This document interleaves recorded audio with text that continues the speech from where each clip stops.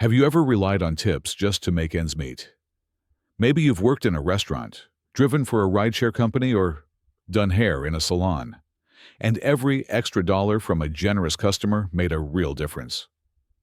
Well, something big just happened that could impact how your hard-earned tips are treated by Uncle Sam. Hey everyone! Welcome back to the channel. If you care about your paycheck, your taxes, or just how Washington's latest laws might affect working Americans, you're in the right place. Today, we're diving deep into the No Tax on Tips Act, a groundbreaking bill that just passed the Senate unanimously. That's right, something in D.C. actually passed without a single no vote. Before we get into the details, do me a quick favor. Hit the like button and subscribe if you haven't already. It helps the channel grow, and more importantly, helps bring important updates like this to folks who really need to hear them. What is the No Tax on Tips Act? At its core, the No Tax on Tips Act would allow millions of workers to deduct up to $25,000 in tips from their federal income taxes. This applies whether your tips come in through cash, credit card, or any digital payment system your employer uses. Let's pause there. This isn't about payroll taxes like Social Security and Medicare. Those still apply. But when it comes to federal income tax, this could be a game changer. Imagine you're a server earning around $45,000 a year, and $20,000 of that is from tips. With this bill, you could deduct that $20,000, and if you fall into the 22% tax bracket, that's $4,400 in savings. That could mean an extra month's rent, groceries for your family, or finally being able to fix the car. Now, let's talk who's eligible. This bill doesn't apply to everyone, and here's where it gets specific. Number 1. Your total income must be under $160,000 per year. Number 2. You must be in a tipped occupation as of the end of 2023. Number 3. Only reported tips count toward the deduction. The Treasury Department will publish a list of eligible job categories within 90 days of the bill becoming law. So if you're in a newly tipped role, like some retail or cashier positions that only recently started allowing tipping, you may not qualify. Also worth noting, this bill does not affect minimum wage. The federal tipped minimum wage is still $2.13 per hour, and hasn't changed since 1991. This law is focused strictly on tax relief. The push for this bill started during President Trump's 2024 campaign, where he framed it as a direct way to support service industry workers, particularly in states like Nevada and Florida, where tipping culture is strong. Interestingly, his opponent, Vice President Kamala Harris, also voiced support for it. That rare bipartisan backing helped it glide through the Senate with no opposition. It's one of those few moments in modern politics where both sides of the aisle said, yes, this makes sense. Supporters argue this bill is about fairness and dignity. People working in tipped positions often work irregular hours, do physically demanding jobs, lack health benefits or job security. Letting them keep more of what they earn is a step toward respecting their contribution to the economy. It can also encourage more accurate tip reporting, since the law only allows deductions on reported income. That's a win for transparency. Let's talk about the cons, what critics are saying. Not everyone is on board with the long-term impact. Critics point out a few concerns. Number 1, is it truly fair? Let's say a cashier and a waitress both earn $35,000 annually. Under this law, the waitress could get a significant tax break, but the cashier gets nothing. They both work hard and deal with the public.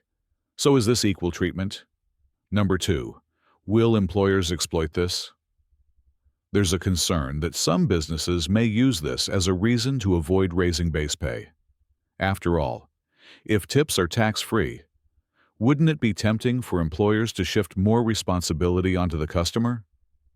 Number 3, historical baggage of tipping. Tipping culture in the U.S. dates back to the post-Civil War era, when employers avoided paying freed black workers a full wage. Over time, it became the norm in hospitality and beauty services. But it hasn't always served workers fairly. Right now, the IRS requires workers to report any tips over $20 per month. But many workers know how inconsistent that reporting can be. With this new law, there's more incentive to report tips accurately, because only reported tips qualify for the deduction. However, this also means more pressure on workers to track every dollar, especially in industries where cash tips are still common and employers don't always offer clear guidance. Now, what about employers? The bill expands something called the 45B tax credit, which allows employers to offset the payroll taxes they pay on tips. Previously, this credit was mainly for restaurants. Now, salons, spas, and beauty service providers are included too. This could help small businesses stay afloat while still supporting their employees, especially during slow seasons or economic downturns. Here's the big trade-off. According to research from Yale's Budget Lab, this law could cost the federal government between $10 to $15 billion a year in lost tax revenue.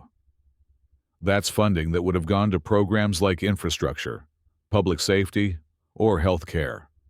Some lawmakers are asking whether the benefit is worth the cost, especially when not all workers benefit equally. And let's not forget, the House version of the bill may come with stricter rules, including requiring a valid Social Security number, which could exclude many undocumented workers in tipped roles. Also, some drafts include an expiration date of 2028, so this relief may not be permanent. Now, will it change tipping culture?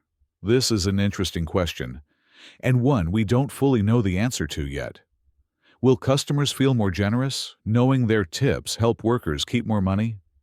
Will businesses start advertising, "Your tip goes further, tax-free," at the register? Or could this lead to tip fatigue as tipping becomes even more expected in industries where it wasn't before? Let's break it down. If you're working a tipped job, earn under $160,000, and properly report your tips, this could mean real money in your pocket next tax season. If you're an employer, this could mean new tax incentives, but also a need to rethink how you structure pay and reporting systems. And if you've never worked a tip-based job, this is still worth paying attention to, because it's one of the few recent examples of real bipartisan movement in Congress. Let's talk about it. What do you think about the No Tax on Tips Act? Do you work in a tipped role? Do you feel like this bill helps, or does it leave too many questions unanswered? Drop your experience in the comments. I read them all, and your stories help shape what we cover next. And again, if you found this breakdown helpful, please like the video and hit that subscribe button. We've got more deep dives coming on tax changes, budgeting strategies, Social Security, and how to protect your hard-earned income in 2025 and beyond. Thanks for watching, and I'll see you next time.